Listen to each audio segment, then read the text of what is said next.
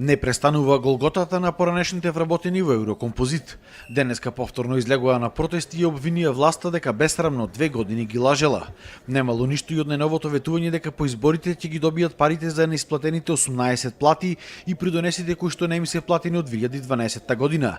Немаа добиено пари ниту за отпремнината. Не сакал никој воопшто да се сретне со нив. Да почне да работа во интерес на граѓаниве, на народот, да и решава проблемите. Затоа се избрани од народот. И метла ги мети, сите се заметени. Од 40-50 души фазла не можеме да собериме. После изгледа му се заканува. Ова сето лага. До сега се што реко се излага. Вице-премиерот Анјушев ветуваше дека е веќе пронајден инвеститор за оваа државна компанија, но за сега ништо од тоа. Вработените велат дека државата ги заборавила. Како за нас законот за нашите пари не важи, а за председатело може законот да важи да зема 100.000 денари, да зема со телохранители, да има не знам дојчани се таму. И за не мора само за овие за сите председатели.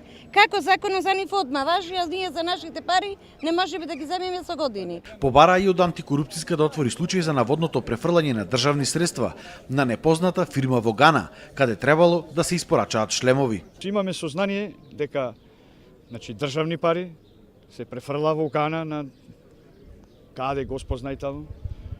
Околу 30 во Гана. Околу 35.000 евра. Од понеделник најавија нови протести во Скопје пред влада, се до конечно исплаќање на сите нивни поварувања.